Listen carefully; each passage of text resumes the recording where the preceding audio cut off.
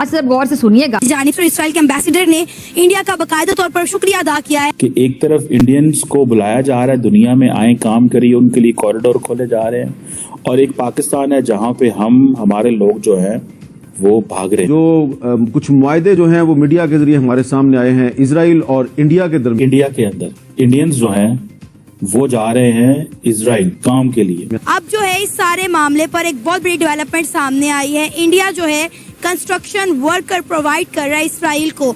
Sir वहाँ पर अभी इजराइल ने इंडिया के प्राइम मिनिस्टर, इंडिया के फॉरेन मिनिस्टर से रिक्वेस्ट की है कि आप हमें अपने वर्कर्स दे दें कि हमें काम करने के लिए आपके वर्कर्स की जरूरत है। पहला बैच इंडिया से वर्कर्स का इसराइल पहुंच चुका है। 60 से ज्यादा ये वर्कर्स हैं और इसराइल में इनका बड़ा वार्म वेलकम किया गया। आज मैं देख रहा था कि इंडिया के जो एनवॉय हैं, आई थिंक उनका नाम है नॉर गिलन, उन्होंने तकरीबन 60 इंडियन कंस्ट्रक्शन वर्कर्स को इजराइल भेजा है।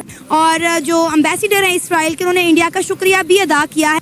इस वक्त देखा जाए तो अगर तो आप देखें गल्फ में, तो गल्फ में तो सबसे ज्यादा जो ना इंडियन को दिया जाता है, प्रेफर की जाती है। हम 76 साल के बाद जिस लड़ाई में पड़े हैं, ये लड़ाई बिलाशुबा पाकिस्तान को खोखला कर रही है, पाकिस्तान को निगलने के लिए बैठी हुई है। क्योंकि इंडिया जो है वो इसराइल के like they are brother in arms. So Indian labour पहले मिडिल ईस्ट में छाई हुई थी। इंडियन डायस्पोरा तकरीबन 4 मिलियन के करीब अमेरिका में है, बर्तानिया में, ऑस्ट्रेलिया में, पूरी दुनिया में वो अपने पंजे गाड़ के बैठे हुए हैं। हमने खुद को नहीं बदलना, और सितम यही है कि हम वसाइल की कमी का रोना रोते रहते हैं, मगर खुद को हमने नहीं बदलना। बाकी सब चीजें हमने बदलनी है। अगर नहीं बदलना तो अपने आप को नहीं बदलना, अपने गिरेबान में झांक के नहीं देखना कि हम कहाँ गलत हो सकते हैं। ये सिर्फ जहाद जहाद जहाद इस चीज ने पकड़ के ये पाकिस्तान की जिन्होंने कहते हैं ना जड़ें च बैग। हम लाते हैं टॉक शोज और अनलिमिटेड एंटरटेनमेंट सिर्फ YouTube पर। अगर आपने अभी तक हमारा चैनल सब्सक्राइब नहीं किया तो अभी सब्सक्राइब करें और बेल आइकॉन को क्लिक करके हमारी लेटेस्ट वीडियोस के बारे में अपडेट जानें। गाजा युद्ध के बीच भारत से 60 कंस्ट्रक्शन वर्कर्स इजराइल के लिए रवाना हो गए। इस बात की जानकारी खुद इजराइल के राजदूत नाओर गिलोन ने दी है। इजरायली दूतावास ने भारतीय कामगारों के पहले दल को फेयरवेल दिया है। नाओर गिलोन ने एक्स पर पोस्ट के जरिए कहा है, आज सरकार से सरकार के बीच समझौते के तहत इजराइल जाने वाले 60 से अधिक भारतीय निर्माण श्रमिकों के पहले जत्थे को रवाना करने के लिए विदाई समारोह आयोजित किया गया। ये एनएसडीसी इंडिया सहित कई लोगों की कड़ी मेहनत का परिणाम है। मुझे यकीन है कि श्रमिक भारत और इजराइल के बीच महान जनता से जनता के संबंधों के दूत बनेंगे। अब देखा जाए तो हमास से चल रहे युद्ध में इजराइल को भी भारी नुकसान हुआ है। युद्ध के कारण वहाँ भी कामगारों की भारी कमी हो गई है। मुख्य रूप से बुजुर्गों की देखरेख, निर्माण और कृषि, इन तीनों क्षेत्रों में इजराइल को काफी दिक्कतों का सामना करना पड़ रहा है। और ऐसे में इजराइल भारत के कामगारों को मुख्य रूप से इन 3 क्षेत्रों में भर्ती करना चाहता है। और तो और आने वाले कुछ हफ्तों में 1500 भारतीय कामगारों का दल इजराइल के लिए रवाना होगा। तो इसराइल के अंदर जितने भी फलस्तीनी वर्कर्स काम करते थे, या तो उन्हें निकाल दिया गया या फिर वो खुद छोड़कर चले गए। तो मेरी अक्लमंदी यही है, मैं उनसे लड़ू ही ना। तो अगर हमास ने लड़ाई की है तो भुगतना तो पड़ेगा, पहले क्यों लड़ाई की। ऑन स्पॉट इंटरव्यू मिलते हैं, $1600 तनख्वाह मिलती है। अब $1600 is a lot of money. Pakistani तो आप समझ लें कि ये 5 लाख के करीब तनख्वाह। इंडियंस जो हैं वो जा रहे हैं इजराइल काम के लिए, जॉब के लिए, और हमारे जो लोग हैं और जो हम हैं वो जो बाहर से आए हुए वर्कर्स हैं उनको भगा रहे हैं। आज मैं देख रहा था कि इंडिया के जो एनवॉय हैं, आई थिंक उनका नाम है नॉर गिलन, उन्होंने तकरीबन 60 इंडियन कंस्ट्रक्शन वर्कर्स को इजराइल भेजा है। और वो भेजा इसलिए है कि वो जाके इजराइल के लिए कंट्रीब्यूट करें, काम करें। और हमारी पोजीशन ये है कि यहाँ पे चाइनीज भी भागते हैं, यहाँ पे श्रीलंकन भी भागते हैं, डिस्पाइट द फैक्ट कि इजराइल के अंदर हमास और इजराइल की जंग हो रही है। जो पैलेस्टीनियन लेबर्स जो थी, जितनी भी थी, वो सारी शट डाउन हो गई, निकल गई वहाँ से और वो चली गई बहुत ज़्यादा। अब ये है कि इंडियन जो हैं वो जा रहे हैं वहाँ पे। सो इंडियन लेबर पहले मिडिल ईस्ट में छाई हुई थी। इंडियन डायस्पोरा तकरीबन 4 मिलियन के करीब अमेरिका में है, बर्तानिया में, ऑस्ट्रेलिया में, पूरी दुनिया में वो अपने पंजे गाड़ के बैठे हुए हैं। और ये जो पोजीशन अभी डेवलप हुई है, कि एक तरफ इंडियंस को बुलाया जा रहा है, दुनिया में आए काम करिए, उनके लिए कॉरिडोर खोले जा रहे हैं, और एक पाकिस्तान है जहां पे हमारे लोग जो हैं वो भाग रहे हैं।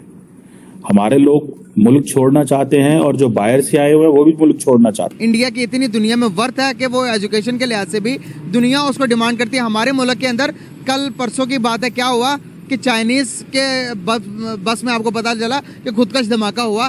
तो हमसे जो बाहर से आकर हमारे मुल्क में काम कर रहे हैं वो सेफ नहीं है। तो इंडिया को देखें, इंडिया के अपने मुल्क से बाहर लोग डिमांड कर रहे हैं कि अपने वर्कर्स भेजें, ऐसा क्यों है?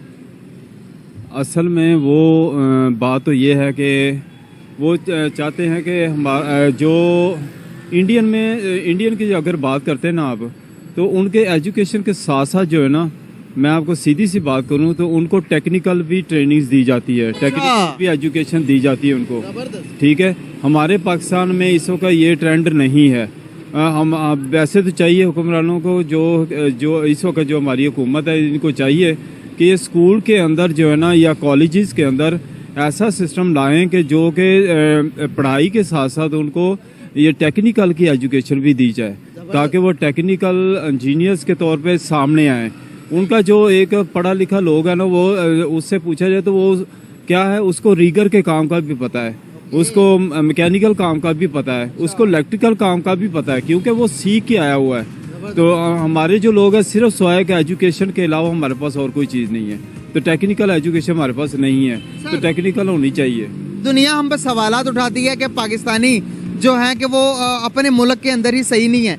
दूसरी तरफ ये बताया जाता है कि अभी यूएई के अंदर देखें, उसके बाद सऊदी अरेबिया के अंदर, मिडिल ईस्ट पूरे के अंदर पाकिस्तानी, वहाँ से पाकिस्तानी हमारे अवाम को निकाला जा रहा है कि ये कह के कि भाई यहाँ पर भीख मांगने के लिए 200 से ज़्यादा लोगों को पिछले हफ्ते पकड़ा गया कि ये कह के कि पाकिस्तानी यहाँ पर आकर भीख मांगते हैं, क्रिमिनल एक्टिविटीज़ में पार्टिसिपेट करते हैं, चोरी करना, किसी के पैसे छीन लिए, किसी बंदे को मार दिए, इस तरह की एक्टिविटीज़ में हमारे लोग क्यों शामिल है? ना इंडिया का नाम आता इसमें, ना बांग्लादेश का, ना अफगानिस्तान का, जितना हमारा नाम नॉमिनेट हो रहा, हमारे लोगों को जिस किस्म से बाहर निकाला जा रहा है। क्या समझते हैं इन चीज़ों को? असल में जो हमारे लोग हैं ना, वो जज्बाती लोग हैं, ठीक है।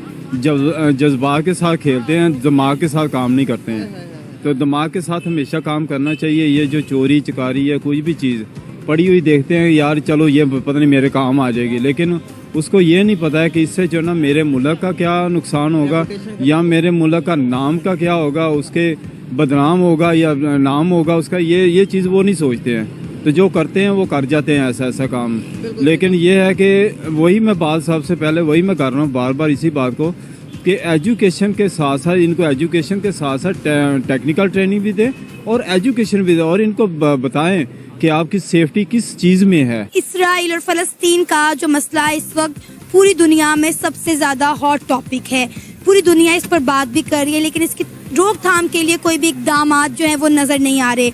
आपको पता है कि जब ये सारा मसला शुरू हुआ तो इसराइल के अंदर जितने भी फ़लस्तीनी वर्कर्स काम करते थे, या तो उन्हें निकाल दिया गया या फिर वो खुद छोड़कर चले गए।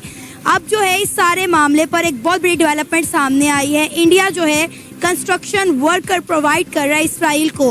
पहला बैच इंडिया से वर्कर्स का इसराइल पहुंच चुका है। 60 से ज़्यादा ये वर्कर्स हैं और इसराइल में इनका बड़ा वार्म वेलकम किया गया। इन वर्कर्स को फेयरवेल पार्टी दी गई है और जो एम्बेसडर हैं इसराइल के, उन्होंने इंडिया का शुक्रिया भी अदा किया है।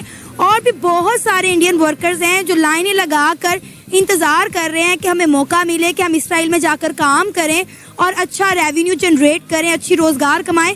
क्या कहना चाहेंगे इसराइल फ़लस्तीन के दरमियान जो तमाम मसाइल चल रहे हैं? सारी बात है, मैं यहाँ पे काम कर रहा हूँ, मैंने मेरे लिए मेरे बच्चे नंबर 1 है, सीधी सी बात है। हम अमेरिका जाते हैं, वहाँ पे भी तो जॉब करते हैं ना, तो अमेरिका जब जाके जॉब करते हैं मुझे 3 गुना ज़्यादा तनख्वाह मिलेगी, मैं तो जाऊँगा। तो आपको ये वीडियो कैसा लगा कमेंट बॉक्स में जरूर लिखिए। इस वीडियो को लाइक कीजिए, शेयर कीजिए, सब्सक्राइब करना ना भूलिए आपके चैनल EFC.Z को। तो मिलते हैं अगली वीडियो में। जय हिंद।